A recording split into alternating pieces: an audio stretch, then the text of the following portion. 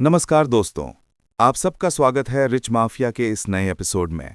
मैं हूं आपका दोस्त विनीत और आज मैं आपको एक ऐसी डरावनी घटना सुनाने जा रहा हूं जिसने ना सिर्फ एक आदमी की जिंदगी बदल दी बल्कि एक पूरे गांव के रहस्य को उजागर कर दिया। तो लाइट बंद करके चाय का घूंट लीजिए और तैयार हो जाइए एक ऐसी सच्ची कहानी के लिए जिसके आगे हॉलीवुड की हॉरर फिल्में भी फीकी पड़ जाएं। ये कहानी है मेरे एक दोस्त राहुल की। राहुल दिल्ली में एक अच्छी नौकरी करता था। 5 साल बाद उसे छुट्टियां मिली थीं और वो अपने गांव, जो उत्तराखंड की पहाड़ियों में बसा हुआ है, वापस जा रहा था। उसका गांव बहुत ही सुंदर है, लेकिन एक ऐसा रहस्य अपने अंदर छुपाए हुए है जिसके आगे प्रकृति की ये खूबसूरती भी फीकी पड़ जाती है। राहुल की बस शाम 4 बजे गांव से लगभग 50 किलोमीटर दूर एक बस स्टैंड पर रुकी। यहीं से शुरू होता है असली मंजर। उसने घर फोन किया ताकि उसके पापा उसे लेने आ जाएं। फोन उसकी मां ने उठाया। जैसे ही उसने बताया कि वो बस स्टैंड पर है, उसकी मां की आवाज एकदम बदल गई। वो घबरा गई। बेटा राहुल, सुनो मेरी बात। तुम अभी बहुत दूर हो। तुम रात 11 बजे से पहले गांव नहीं पहुंच पाओगे। कृपया करके आज रात वहीं किसी होटल में ठहर जाओ और सुबह की पहली बस पकड़कर आना। राहुल हैरान रह गया। उसने कहा, मां, पर मैं तो बहुत उत्सुक हूं। मैं आज रात को ही पहुंचना चाहता हूं। मैं टैक्सी ले लूंगा। ये सुनते ही उसकी मां चीख पड़ी, नहीं, बिल्कुल नहीं। राहुल, मेरी बात मान लो। वो रात 9 बजे के बाद खाली नहीं होता। कोई भी व्यक्ति उस 1 किलोमीटर लंबे रास्ते पर रात 9 बजे के बाद पैदल नहीं जाता। जो भी गया है वो या तो पागल हो गया है या फिर उसने कुछ ही दिनों बाद खुदकुशी कर ली। कोई नहीं जानता कि उस रास्ते पर आखिर ऐसा क्या है जो किसी की खुशी बर्दाश्त नहीं करता। ये सुनकर राहुल के रोंगटे खड़े हो गए, लेकिन उसकी जिद थी कि वो डरने वालों में से नहीं है। उसने सोचा ये सब अंधविश्वास है। उसने अपनी मां को मनाने की कोशिश की, लेकिन उन्होंने फोन उसके पिता को दे दिया। पिता की आवाज और भी गंभीर थी। बेटा, तुम्हारी मां ठीक कह रही हैं। ये कोई मजाक नहीं है। इस गांव का ये काला सच है। पिछले 30 सालों में 7 लोग उस रास्ते पर रात के वक्त फंसे और कोई भी सही सलामत वापस नहीं आया। सबकी जिंदगियां बर्बाद हो गई। तुम्हारी खुशी देखकर किसी को बर्दाश्त नहीं होती, ये कहावत नहीं, एक सच है उस रास्ते के लिए। लोग कहते हैं कि वहां कोई ऐसी शक्ति है जो खुश लोगों की आत्माओं को निगल जाती है। पर राहुल ने माना नहीं। उसने सोचा ये सब पुराने लोगों के बेकार के डर हैं। उसने टैक्सी वाले से बात की, लेकिन जैसे ही उसने गांव का नाम लिया, टैक्सी वाला बोला, भैया, दिन में तो चलेंगे, रात को उस रास्ते पर भगवान भी नहीं जाता। आखिरकार उसे एक बूढ़ा टैक्सी वाला मिला जो शराब के नशे में था और उसने 40 किलोमीटर का चक्कर लगाकर चलने को कहा। राहुल मान गया, लेकिन नियति को कुछ और ही मंजूर था। टैक्सी अचानक 20 किलोमीटर बाद ही खराब हो गई। वो एकदम जंगल के बीचों बीच फंस गया। उस वक्त रात के ठीक 9 बजे थे। टैक्सी ड्राइवर ने कहा कि उसे मैकेनिक बुलाना पड़ेगा और वो कम से कम 2 घंटे में आएगा। राहुल के पास 2 विकल्प थे, या तो वहीं टैक्सी में इंतजार करे या फिर पैदल चलकर गांव पहुंचे। गांव अब सिर्फ 5 किलोमीटर दूर था और उसके हिसाब से वो 1 घंटे में पहुंच सकता था। उसकी जिद, उसका अहंकार उसे वही करने के लिए प्रेरित कर रहा था जिससे उसके माँ बाप ने मना किया था। उसने टॉर्च निकाली और पैदल चल पड़ा। शुरुआती 2 किलोमीटर तो सब ठीक रहा। हवा में ठंडक थी, जंगल की आवाजें थी और चांदनी रात थी। लेकिन फिर वो एक मोड़ पर पहुंचा। उस मोड़ पर एक पुराना टूटा हुआ बोर्ड लगा था जिस पर लाल पेंट से लिखा था, चेतावनी, आगे की राह अमंगलकारी है, रात्रि में प्रवेश वर्जित है। राहुल ने उस बोर्ड को अनदेखा कर दिया और आगे बढ़ गया। यहीं से शुरू होता था वो 1 किलोमीटर लंबा कुख्यात रास्ता। जैसे ही उसने पहला कदम उस रास्ते पर रखा, एक अजीब सी सन्नाटा छा गई। जंगल की सभी आवाजें, झिंगुरों की, पत्तों की, रात के पक्षियों की, सब गायब हो गई थी। सिर्फ उसके अपने कदमों की आवाज हवा में गूंज रही थी।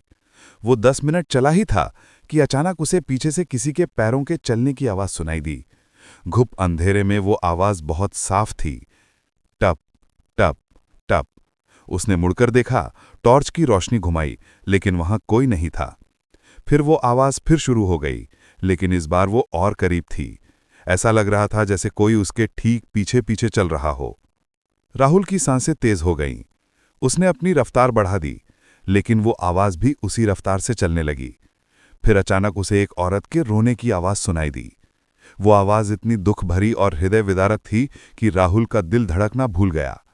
आवाज उसे पुकार रही थी, मेरी मदद करो, कोई तो मेरी मदद करो।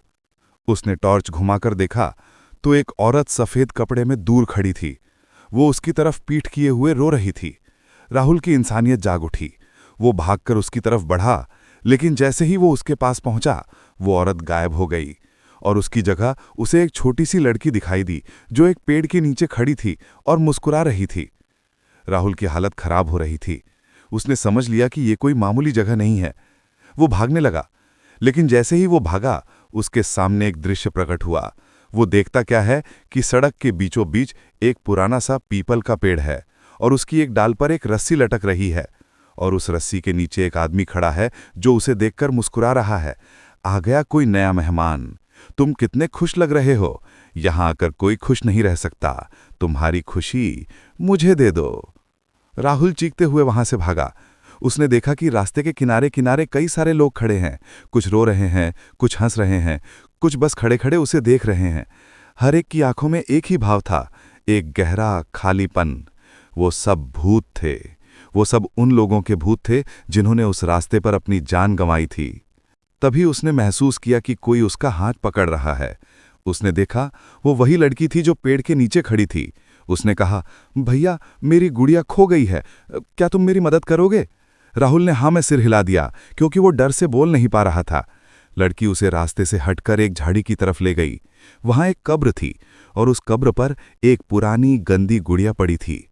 लड़की ने गुड़िया उठाई और बोली, धन्यवाद, अब तुम्हारी बारी है। तुम्हारी खुशी हमें दे दो। ये कहते ही राहुल ने महसूस किया कि उसके अंदर से कुछ निकल रहा है। ऐसा लगा जैसे उसकी सारी यादें, उसकी सारी खुशियां, उसके सारे सपने, सब कुछ उसके शरीर से बाहर खींचा जा रहा है। वो जमीन पर गिर पड़ा और चीखने लगा। अगली बात जो उसे याद आती है वो ये कि वो गांव के बाहर एक खेत में पड़ा हुआ था। उसे एक ग्रामीण ने ढूंढा और उसके माँ बाप को सूचना दी। जब वो घर पहुंचा तो वो एकदम बदल चुका था। उसकी आंखों में वो चमक गायब थी, उसकी मुस्कान लुप्त हो गई थी।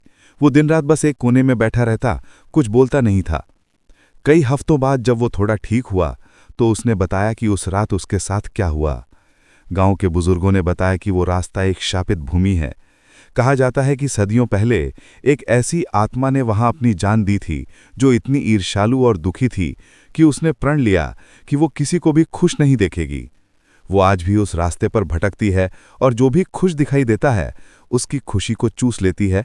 उसकी आत्मा का एक हिस्सा निगल जाती है। राहुल कभी भी पूरी तरह से ठीक नहीं हुआ।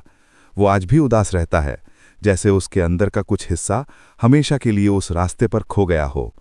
और उस रात के बाद उसने कभी भी रात के वक्त अकेले यात्रा नहीं की। तो दोस्तों, ये थी राहुल की कहानी। तो अगली बार जब आप किसी सुनसान रास्ते पर जाएं और कोई आपको मना करे तो शायद उसकी बात सुन लेना ही बेहतर होगा, क्योंकि कुछ रहस्य, कुछ डर सिर्फ कल्पना नहीं होते और कुछ जगहें ऐसी होती हैं जहां खुशी की कीमत बहुत ज़्यादा होती है। अगर आपको ये कहानी पसंद आई हो तो इस वीडियो को लाइक करें और हमारे चैनल को सब्सक्राइब करना ना भूलें। अगले हफ्ते मिलेंगे एक और डरावनी कहानी के साथ। तब तक के लिए शुभ रात्रि। और हाँ, अपनी खुशी का ख्याल रखना, क्योंकि कोई है जो उसे देखकर जलता है।